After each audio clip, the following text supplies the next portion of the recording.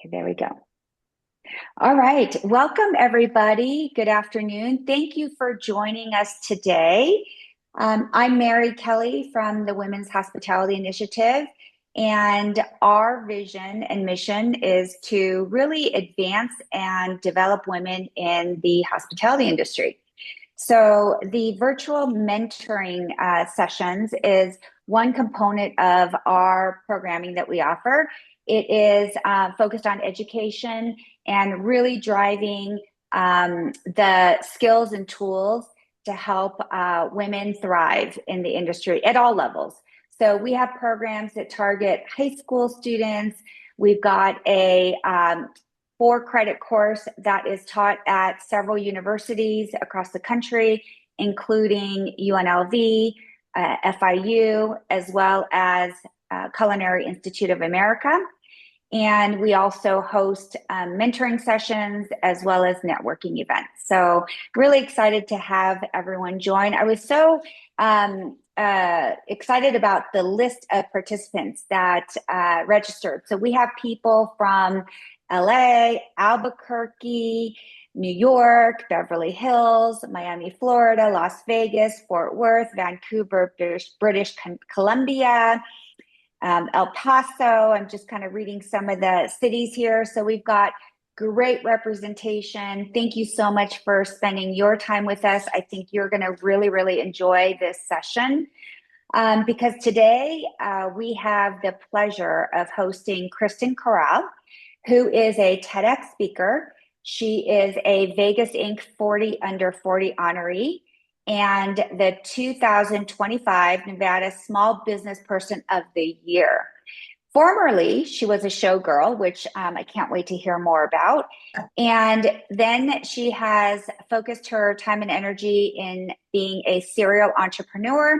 She's co-founded Tacotarian, which is an award-winning multi-location plant-based Mexican restaurant brand with locations in Las Vegas, San Diego, and also expanding nationwide through franchising and e-commerce.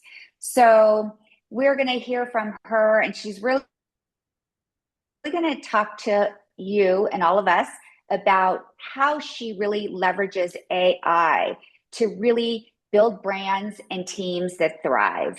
So this is going to be an open, informal, very interactive conversation. Please feel welcome to use the chat function for any questions that you have throughout the session. And I'll be monitoring the chat and throwing out questions as I see them. We will also have time at the end reserved for Q&A. So just don't be shy. Anything and everything that's on your mind, feel free to leverage this time because it's really for you. So we have created these sessions so that it is targeted, it's intimate, you're able to get what you need out of the session. So take advantage of it. And without any further ado, I'm going to hand it over to Kristen and would love for you to just tell all of us a little bit about your story and definitely about your time as a showgirl. Yes, I will get to that. I swear that is in my deck, but I don't front load it, even though it is my favorite slide, the one about me. We all know how that goes. So I will tell you more about me, but I know we have a time crunch, so I don't want to take up all your time talking about myself, but I will get there. So I love that half of you are on camera. If anyone else wants to go on camera, I really, really, and I told Mary and the gang before, I really want this to be interactive because you did come here for like a mentorship. So I really want you to feel like you're getting the most out of this hour. I know for a lot of us, an hour is a huge time in our day when we're time blocking the entire day and everything feels really hectic in this business, especially right now. So please feel free to drop in the chat. Mary will monitor the team. They'll flag me and say, "Hey, stop talking. We have a question." Or Mary might jump in with questions halfway through. So I know today the focus is a little bit on AI, but I typically, while I'm a huge advocate of I talk a lot about brand building as well and how to tie technology, community building, hospitality, and all of those things together. So we're going to get into that today, but I have a quick question. Let's see if my thing will work here. Um, and I have you guys up and my slides. So let's see if I can do this so I can see everyone's face. Is technology the future of restaurants? Who thinks right now in this group that technology is the future of restaurants? Raise your hand. And I think there's a function in the Zoom where you can use React to raise Oh your yeah, if hand. you want to do that too, yeah. Who thinks that technology is not the future of restaurants? Anyone?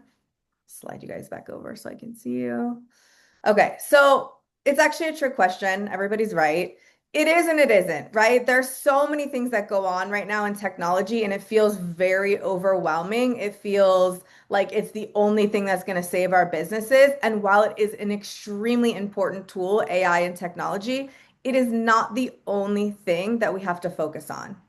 So this is just a little sample of my tech stack. I could not fit all of my apps that I use on the regular in this one slide. My tech stack is very overwhelming, and I am one of those founders that when I see a new shiny app, I'm like, oh my gosh, that's so exciting. I want to use that. But what happens when we do that, and I'm sure all of you can relate, is that we get app fatigue, we get technology fatigue, we get overwhelmed. And my biggest pet peeve right now, and ask me this at any convention, I will tell everybody in this space, is that a lot of them don't talk to each other well. So then we spend hours and hours and hours of our time trying to figure out where the glitch is in our system. Is the glitch Toast? Is the glitch Klaviyo? Is it this? Is it that? And like all of these things do not talk well to each other. And that's something as we get into the future is going to get better and better. But for now, for those of us in this space and in the hospitality space, it feels incredibly overwhelming. But here's the thing. Technology, as we know, AI, as we know, is not going anywhere.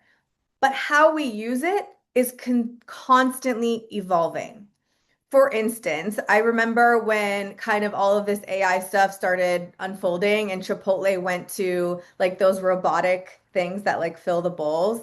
And I got so excited because I was like, oh my gosh, like I'm going to be able to like use this in my kitchen. I'm going to not have to worry about employees not showing up for work. And I got so excited. But what we're seeing is actually the opposite. There's two things happening in restaurants right now and hospitality simultaneously. Technology is being leveraged on the back end, but customers, especially younger generations, are very anti-AI and anti-technology. So they don't necessarily want to see it customer facing. They don't want to see it all over your brand and all over the front of the house operations. They really want to see community. They want to feel like they're part of your brand. And Kristen, can I just jump in? What do you mean when you say that the younger generation is anti-technology? Because that might be a little bit counterintuitive, right? Because we talk about younger generation, they know is technology, et cetera. So what do you mean by that? I think there's a few things at play, and again, I'm generalizing, so I'm sure there's younger generation people that are into AI and technology, especially people that are in that space and going to college for that. But what we're seeing, especially with our employees and with some of our customers, is they're just kind of they feel like after COVID, a lot of them were in high school, a lot of them were maybe in college, and they were so isolated. They're really craving human connection. They're really craving in-house events where they can meet other people, see other people. I'll give you an example. I'm meeting with this Mahjong Jade Society tomorrow. They're doing these Mahjong. Does anyone know what Mahjong is? I only do. My Absolutely. favorite movie is Crazy Rich Asians. So I want to learn how to play Mahjong, and they host these events all over town at different restaurants and spaces. So what they're really doing is connecting everybody, younger, older, and bringing them together in spaces that already exist within Las Vegas, which is a great way to get people connect. And they're booked. They have a waiting list. And they have a waiting list because people are dying for community. As technology advances, we start to feel more and more and more isolated. And nobody wants to feel like that. So, how do we Yeah. leverage the tools that we need to run our businesses more efficiently while still creating that community that our customers are craving? Yeah, I think that's a great explanation, Kristen. Just to jump in to add, I'll tell you that from the HR and recruiting perspective, we hear that a lot as well. That, this whole hybrid and work from home culture that started with COVID, the young people hate it because you get out of college, you move to a new city, you start a new job, And when, at least I'll talk for people my age, right? When you start a new job, there were the happy hours, there were the events, every, during the week, et cetera. All of that is gone because they go into the office. And even if you go to the office, if your work group is on hybrid, then everybody's on Zoom anyway, because they're, some people are at home, some people are working elsewhere, what have you. So that community aspect, I think, is so, so important. So I think that's a great distinction. Thanks, Kristen. Yeah. And so, like I said, your customers are craving community. And community is ultimately what hospitality was built on, right? Restaurants were built, we all can cook at home if everyone just wanted to eat at home. Restaurants were built not only to serve people incredible food, but to give people the experience of what it's like to eat a great meal, sit at a table with other people, have drinks, do whatever. All of these things are what goes into hospitality. So, how do we keep that alive and still be able to leverage technology and do all the things that we want to do? I don't know if you've noticed, like I have like the trend in Super Bowl commercials this last year. It was all like throwback 90s. There's like 90s themed bars. There's all of these kind of like nods to, for me when I was younger, growing up, of how things were, this nostalgia that's growing and growing and growing. So how do we keep that alive and still leverage technology? Hello. There we go. Oh, good. We're to my favorite slide. Oh, no, no, no.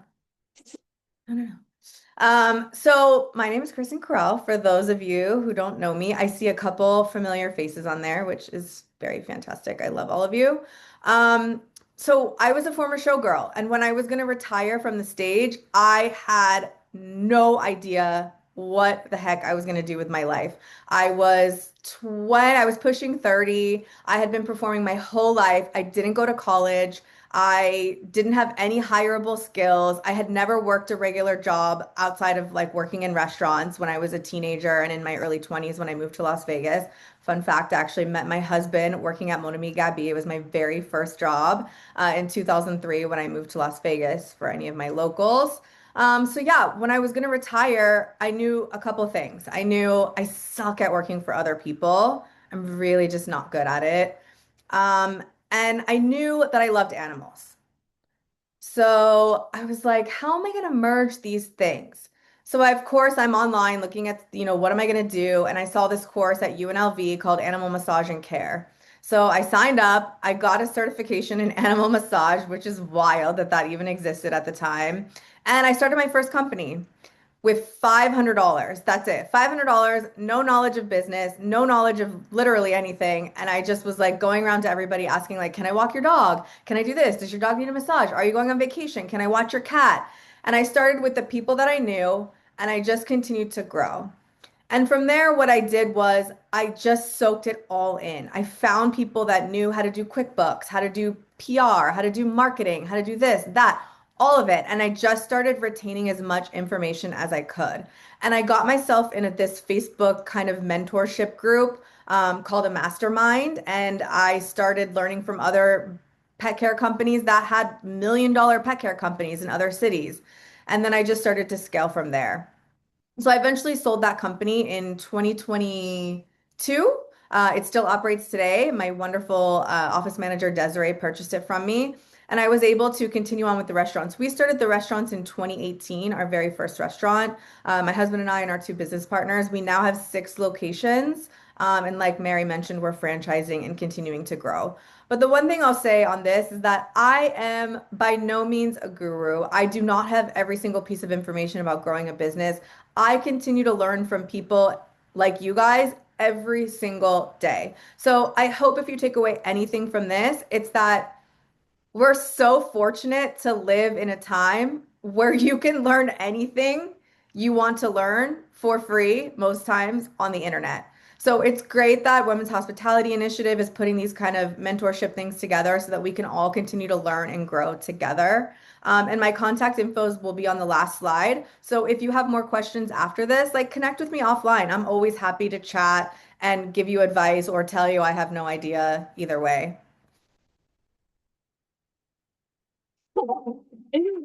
So, oh gosh, why does it keep playing on that? All right, I'll let it. Okay, ready? Yep, ready.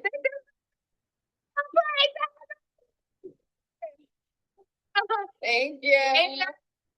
So the ultimate goal for me, for my brands, and I hope it is for you, is to turn every single customer into a ride or die brand advocate for your business. Because at the end of the day, your customers are free marketers. It costs you absolutely nothing to use them. But it takes a minute. You can't just be like, hey, can you make this video for me? This particular woman, this is like 7 years ago, probably. She saw me leaving. She asked one of the employees, like, hey, is that the owner? She ran after me to my car in the back and she was like, can I make a video for you? I had no idea what she was going to do. I just was like, yeah, great. I turned the camera on and she did that. I've since then repurposed this video dozens of times. I actually, unfortunately, don't even remember her name. But we have tons of people like this now because we continue to build a community of ride or die brand advocates. And that's really what I want to dive into and show you guys today. Does everyone want a customer like that, right? Like Looney Tunes, bananas, they love your restaurant and your business so much that they're like just shouting from the rooftops. So today we're going to talk about my crew framework, community reach, email, and who the hell are you talking to? So this is my basic framework for turning everyday, boring, basic, dry toast customers into raving lunatic fans like the woman on the previous slide. That's the ultimate goal that we all want. We want UGC content. Influencers are dying. People are becoming, because of AI, more and more kind of scared or nervous or unsure of what's real and what's not real. So even my husband, he'll show me these videos on TikTok. He's like, look at this video. I'm like, that's AI. He's like, no, it's real. And then we'll argue for 5 minutes. Is it real or is it AI? And so really finding a way to connect with your customers and make them understand that you're a real person, you're a real business, and separating why they should buy from you, your business, or let's say you have a pizza shop and there's another pizza shop down the street. Why should they buy from your pizza shop? You guys, let's say, have the same pizza, you have the same look of the store, you sell the same things. Like, why should they buy from you? And the answer is because ultimately people want to buy from people they know, they love, and they align with their values. But if they don't know you, if you're not building your community, if you're not using these platforms and leveraging the tools that you have that are very, very affordable to start building your community, then they're going to choose at least 50% of the time the person or the business down the street. So having them really understand why they need to choose you is partly in showing up and being a human being and not and proving to people that you're real, your customer base is real, and these are why people support you. And again, just a reminder, this is the ultimate goal. This is what we want. We want amazing, brand-driven advocates that will support you no matter what. And we're going to get to the no matter what part in 1 second. So C is for community. So the C is the first step in the crew framework.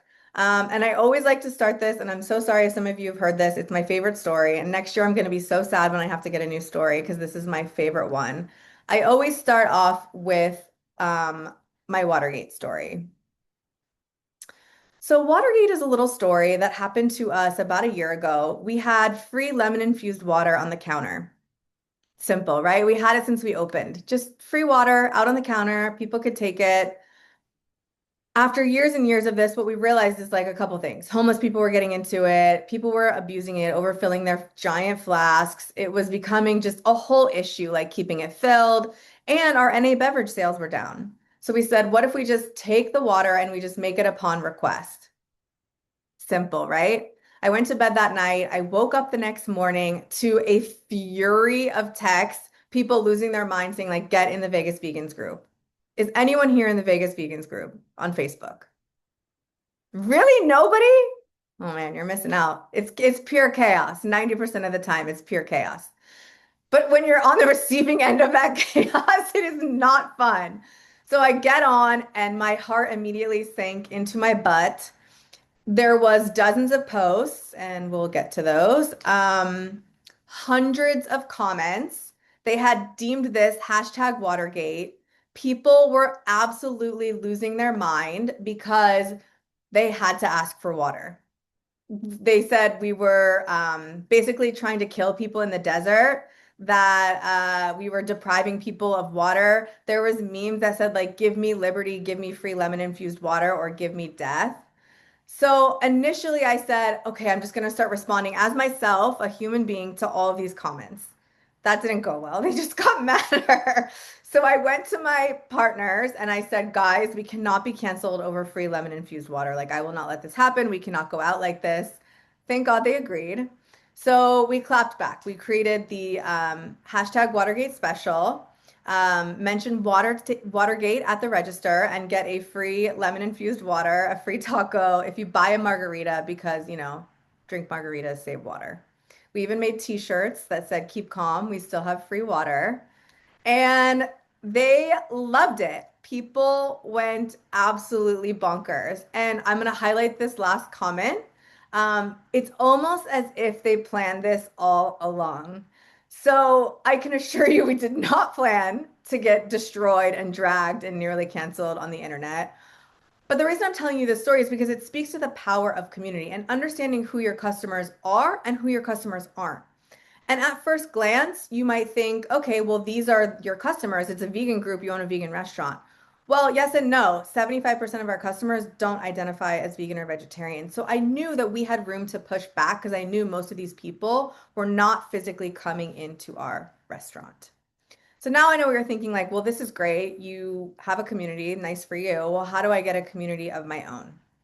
So the first step to this actually requires zero technology and it's completely free. And that is partnering with charities. 75% of small businesses say they partner with charities. Who here already works with or donates to charity from your business? Anybody? Okay, I see a couple people. Are you Wendy doing does. I know Wendy does. But are you doing it with intention? And are you doing it to drive sales? Because at the end of the day, there's kind of this shame around making a profit off of donating to charity. And I'm here to tell you there's nothing wrong with it. Because at the end of the day, truly, the more money you make, the more money you can donate back to charity. So it's a win-win for everybody. Trying to make sure we have enough time. So the first way we did this is I'm going to give you an example. So the first time we ever partnered with charity, we created an LTO. Everybody knows what an LTO is, a limited time offer. We decided to create this giant taco, like the size of your head.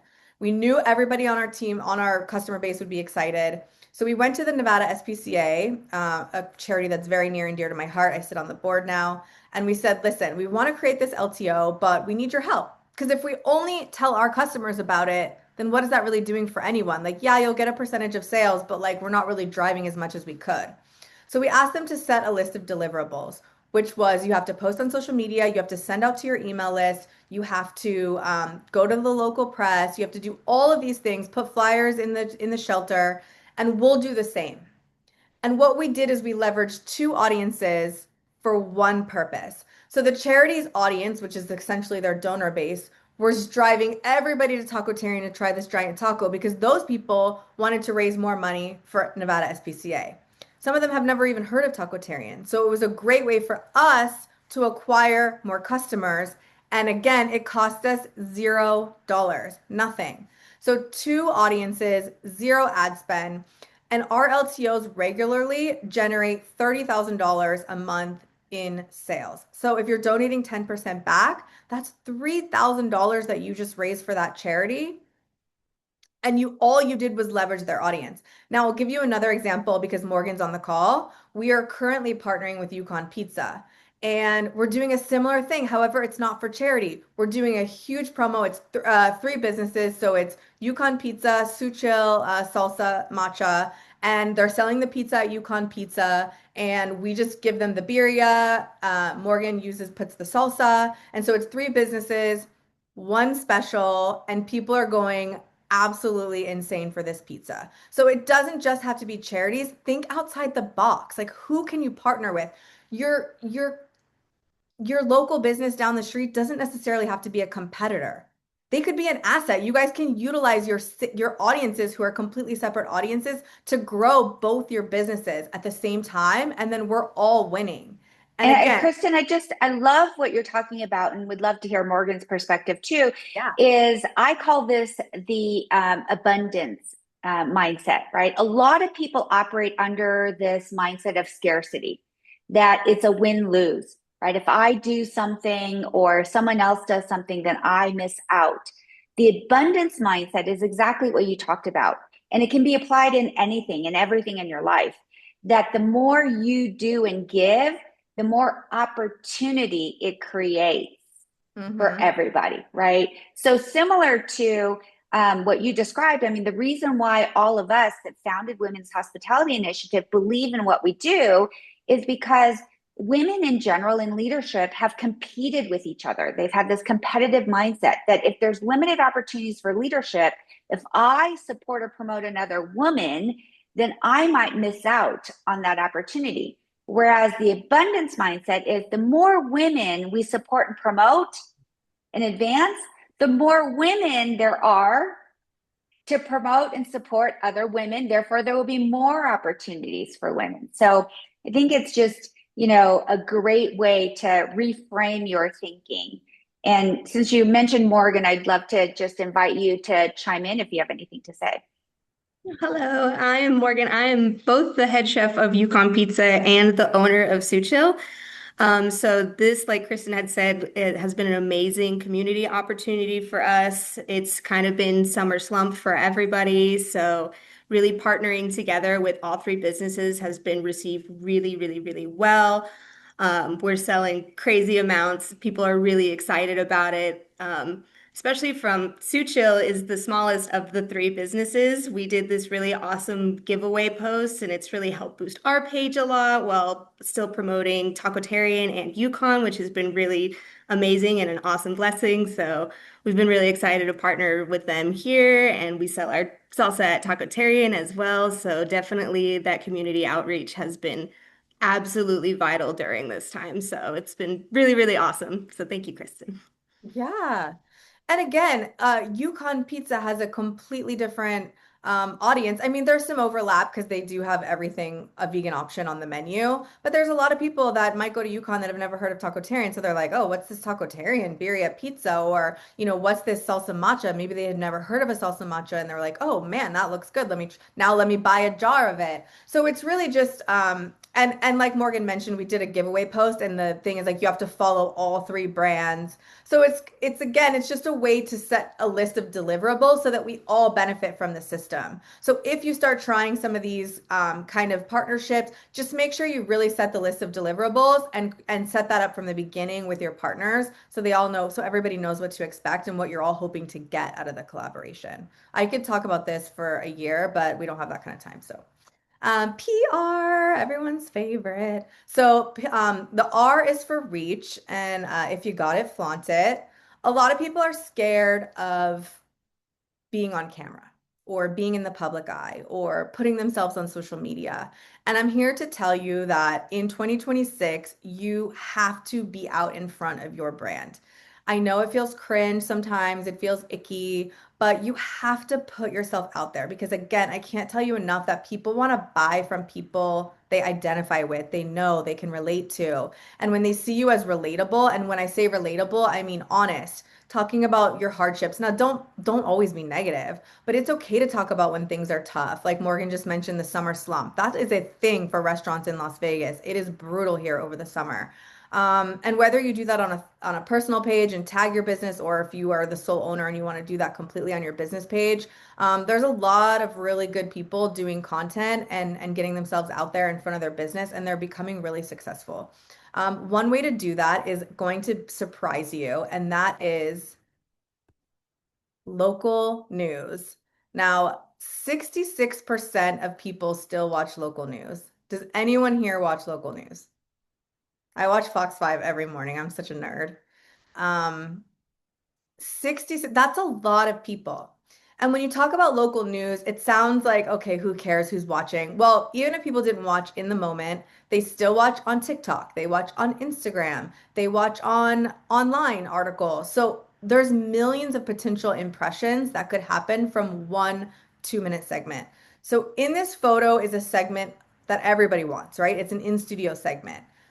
This is one of my business partners and I talking about franchising and National Women's Month. Those are harder and harder to get unless you work with a PR firm or unless you know somebody in studio or a producer. These are typically becoming harder and harder to get, or they're becoming pay to play at some stations. But there's a workaround that I want to teach you how to do today. And my friend Ira, this video is probably going to play instantly, so I'm going to set it up now. My friend Ira is going to break it down for you, and I used hers because I thought it was a great example of how to leverage local media for a small business. Everybody's feeling it. Well, Las Vegas business owner says she's feeling the impact of the war with Iran and tariffs, which are both impacting her company after getting sticker shock at the new inflated cost of almost everything. Ira Kaganovsky is the founder of Freedom Deodorant. She built the natural personal care brand right here in Las Vegas. Kaganovsky says the war involving Iran is creating uncertainty for her business, especially as international tensions disrupt shipping routes, raise costs, and impact communication with partners overseas. She also says the tariffs have been difficult to deal with. And now the conflict in Iran is deeply personal, with family, friends, and business relationships in the region. Before, it was only impacting our imports from Asia. Now it's impacting everything. Our shipping, our fulfillment center. Our fulfillment center just raised all their prices because the cost of diesel, just for the trucks to deliver, is so much more expensive. We just got word that even our products that are not being made overseas, just for them to get certain pieces of the product, they can't get it. It's all more expensive. Everything. It's no longer Asian products. It is global products. Everything's going up. How are you surviving during this time? A wing and a prayer. Well, Kaganovsky says that small businesses like hers often feel tariffs and global. So what did you notice, if anything, about this? Anyone? It wasn't in studio. It was just out on the street, like man on the street type interview. It was timely, it was relevant, it was locally tied. And these are the kind of stories that field reporters are desperate for. Field reporters are essentially like content creators. They have to have stories every single day.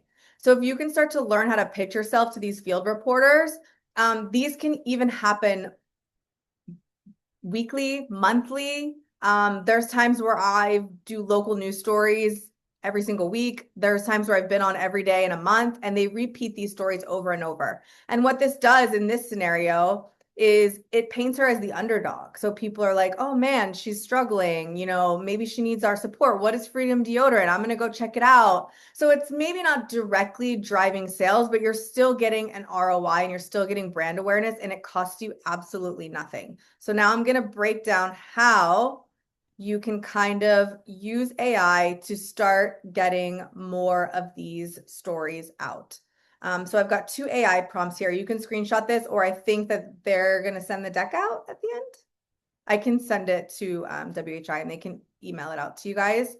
But basically, there's a couple. I'm a fan of Claude. You do you. I like Claude for research especially. I have, let's say, a Mexican restaurant in Las Vegas, and I want to be featured by local field reporters, and I have a typo. Don't at me. A human did this deck. Help me draft 10 pitches that tie my restaurant to news that is local, topical, highly relevant to my community. Examples, tariffs, construction in my area. It's July 2026. Make sure you put the date and the year so that it's pulling relevant information that's happening right now. The second one is I want to get more press mentions and awards. Help me find 25 submissions for either awards, story pitches, or other opportunities relevant to my restaurant, blah, blah, blah. You can read the rest. So these are ways that I kind of use Claude on the back end to help me facilitate community work on the front end. So like my customers would never know that I'm using this to help me get attention, right? Any questions on this one? You guys are very quiet.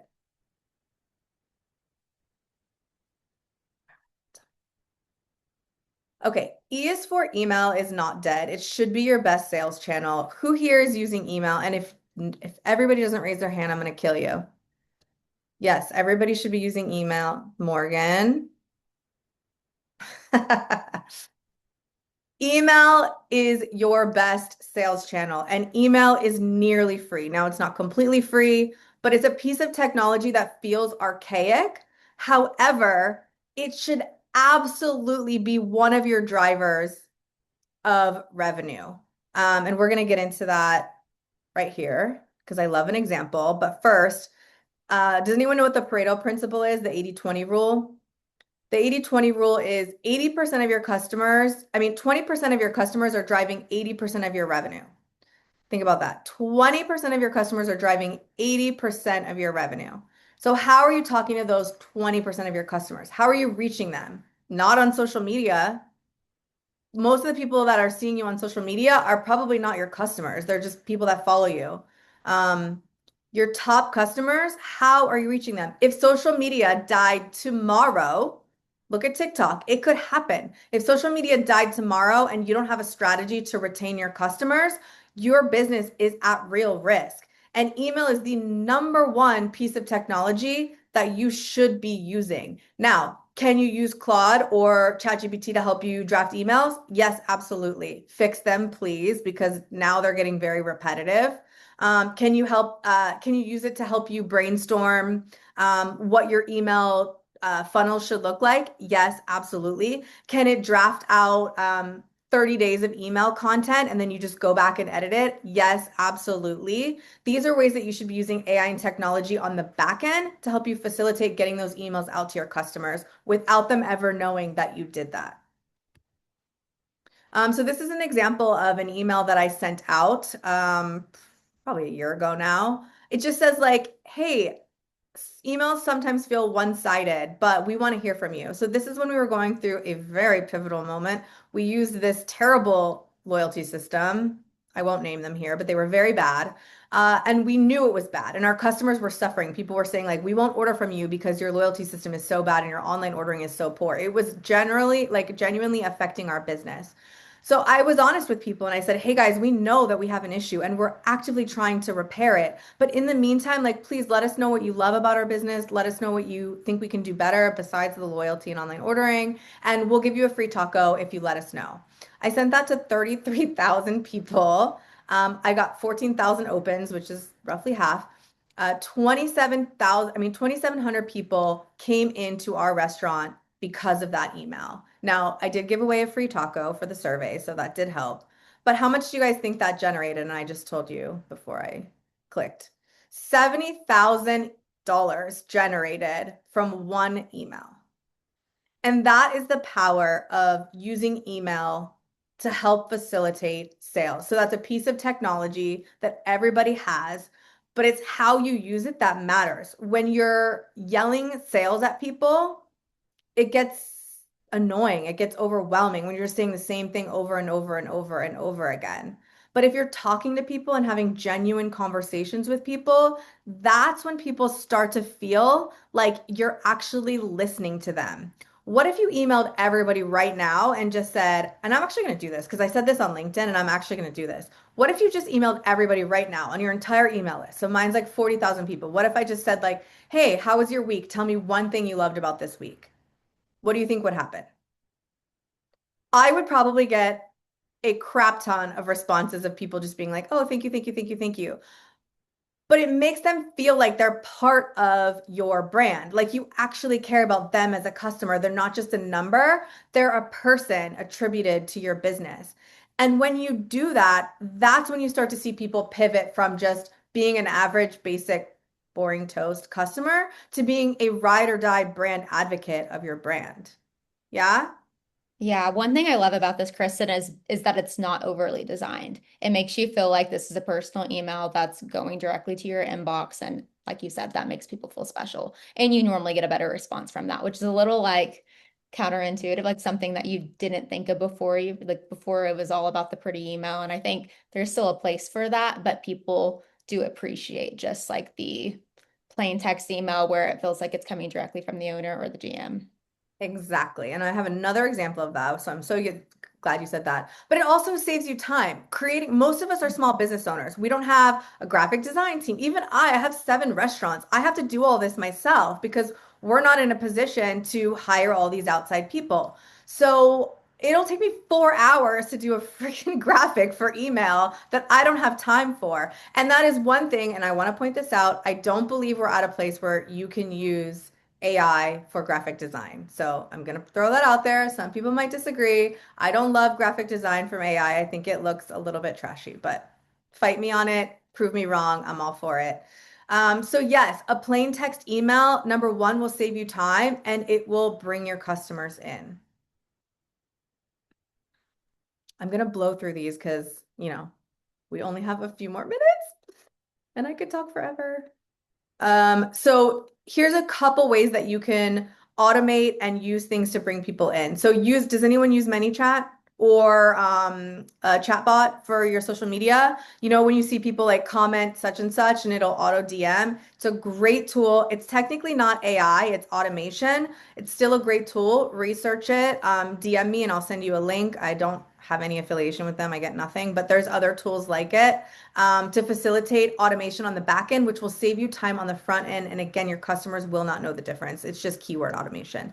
Give email subscribers early access to sales, discounts, and freebies. Let them vote on a special. I recently did a poll to let people vote on our new music vibe, and they loved it. And now they get to choose our music.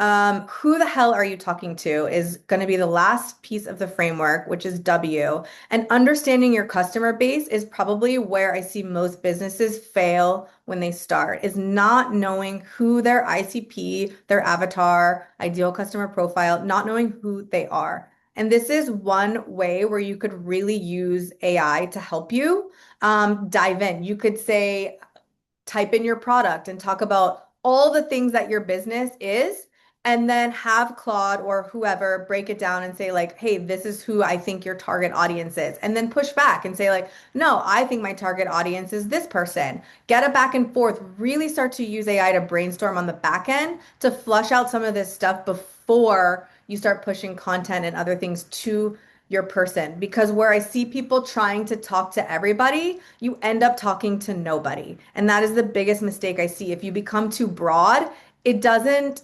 inspire people to care. You have to say, even if it might not be the most popular opinion, now don't go crazy, but it's okay if it's your brand value or if it's your brand opinion. I just said this. If you're talking to everybody, you're talking to nobody. That's just the facts. You have to dial in who you're talking to. And then a quick example is like Kristen mentioned, these over-designed emails like extra, extra, it's $1 taco night. Or you could flip it and say, hey, Kristen, what are you doing for dinner tonight? Like, I know you love dogs. This place has a dog-friendly patio. Like, I saved you a seat. And this is the difference in just how you can flip content to become more personal and really drive that community aspect. And Kristen will love this one. Does anyone know Velvet Taco? I shade them all the time, but I actually love them. They're great.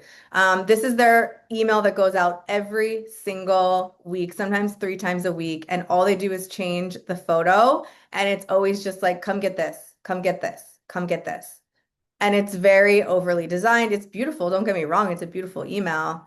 But an example of how to flip that is just a basic, hey, what did you do this week at our restaurant? Do you have video? Send us video. Tell us what you love. We're growing. Give us feedback. These kinds of things really make people feel like they're part of your brand. And before we get to Q&A, I just want to say, who is your audience of one? Like, who are you talking to? Really understand, dial in, because that's how you're going to turn all of these things that we just talked about in the framework and compile them into one message for your audience. And you can use all of these tools. You can utilize AI on the back end, but really make sure that on the front end, you're driving community, because in 2026 and beyond, this is where hospitality is moving. Yes, technology, back end, apps, and we can get into if you have questions about apps, I'm happy to answer. But moving community to the front end is how we're going to merge technology, hospitality, and community moving forward in 2026. Yay. I got it all. Thanks, Kristen. Yes. And this is how you find. And I think that is true for the entire kind of wave of AI, that the more AI that we have, the more human connection people crave. 100%. So I am definitely on the side of the continuum. If you've got people on both sides of the continuum where AI is going to replace people, I'm on the side of the continuum where AI is going to actually increase human connection and make leadership and leaders and that human touch much more important and powerful. So thanks so much, Kristen. Would love to open it up for questions. I don't see any questions in the chat. Lots of great input and comments in the chat, but anybody that has a question, this is a great opportunity to have one-on-one time with Kristen. She's got so much knowledge that she shared, and we do have a really, really nice one-page takeaway that lists all of the AI tools that Kristen talked about that we will be sending out to participants as well. I have something outside of marketing. I guess what are some other ways that you're using AI within the restaurant that may not be, front facing, but helps you, save a lot of time day to day? Yeah, for sure. So I am a big proponent of using AI as basically like other high level leaders within the company. So, for instance, like we have 4 founders, but we really have nobody else in line down to the store level. So, the way that I have my Claude set up is I have each project is essentially like an executive. So I have an HR executive. Even though we have somebody on finance on our team, I have like a CFO executive. I have a CMO executive, even though technically that's mostly what I do.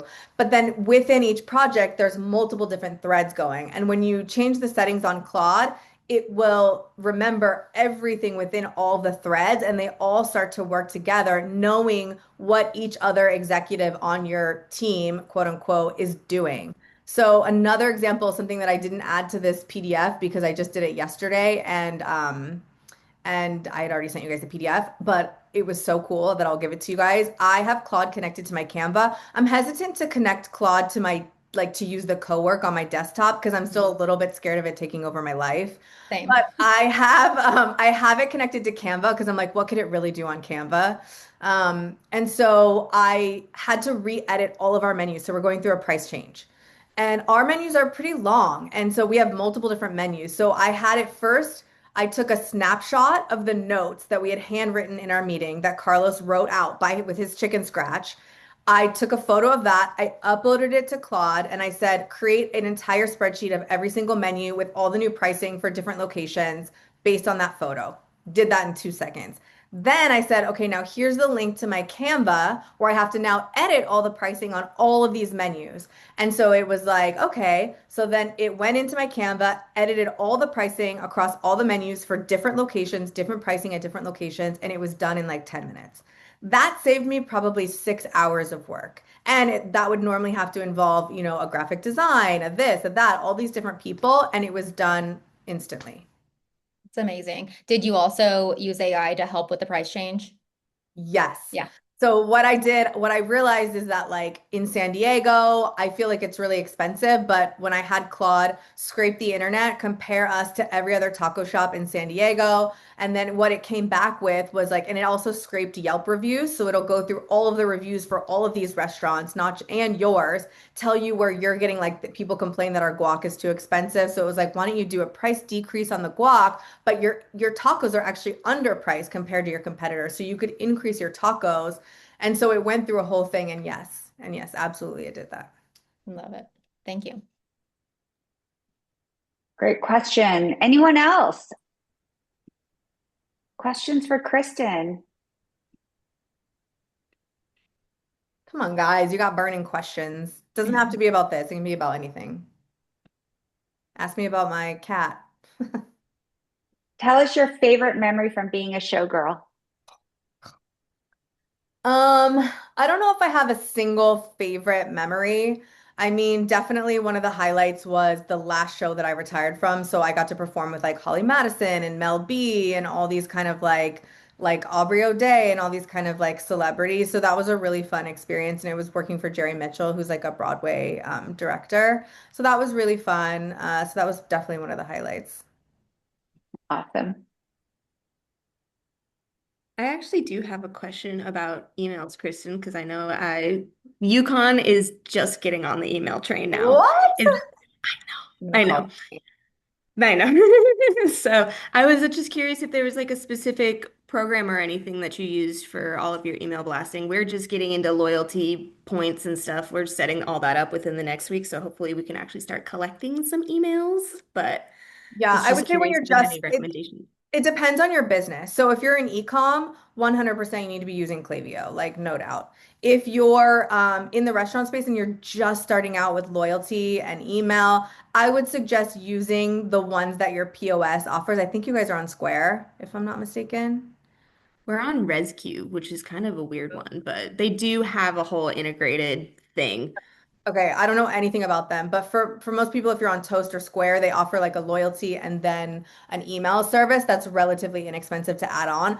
I would always suggest start there. Start to learn how to send emails, start to see what's working, start to see your open Mhm. rates, and then as you grow and you get like a more robust loyalty system, that typically comes like we're on Thanks now, so that comes with a more robust email system, and our Thanks actually integrates with Klaviyo That also. makes sense. I was gonna say Great. Klaviyo will be good for Suchil too, I think, because we're It about to start It will be, that but too. it's very expensive. So, Or but if you have a smaller email list count, and I can sidebar with you this offline, like when you start sunsetting people, if they're not opening your Mhm. emails and you sunset them off, Mhm. it'll stay cheaper. Oh, cool. Here's a Okay. great question, Kristen, from Wendy. Vegas is a unique location where tourists and locals don't behave the same. How do you connect with both those segments? Yeah, it is tough because now we have a location on the strip too. And we have locations in San Diego. And so all of those stores have different subsets of customers. Like our Henderson is an older demographic. So that's a very good argument for really understanding how to segment your audiences, especially in your email, and understanding who you're speaking to. So you could segment, if you get a decent enough email system, you could segment store by store and kind of not necessarily send a different email, but maybe just tweak the language a little bit geared towards. I think you can use, I forget the word they call it, but like personalization tools within your email system that uses their name or like the store that they visit and things like that to make it feel more personal, although you're not having to actually duplicate emails. That's a good way. But yeah, you really have to know who you're talking to and segment that audience down. You should never be sending an email to like your entire email list. And I'm totally guilty of doing it because I can be lazy. But realistically, you should be sending them to subsets of your email list for each specific email. Awesome. Any final thoughts or questions? All right. Well, thank you everyone for joining. It was so great to see all the faces. And thank you, Kristen, for just a wonderful presentation, for being so open and genuine, and for really making it practical and applied. Lots of great takeaways for people. And like I said, we will be sending out a follow-up to the participants where Kristen has put together a really nice one-page tool for everyone to leverage. So have a great rest of your day and a great week, and stay tuned. Spread the word about Women's Hospitality Initiative. We have many more virtual networking sessions planned for the rest of this year. And then, of course, we are already in the planning stages for our conference next year, which will be March 29th. Or is Through it the 31st, yeah. 29th and 30th? Yeah, Yep. so mark your calendars and you will hear more about it soon. Thank you. Thanks, guys. Thanks, Kristen.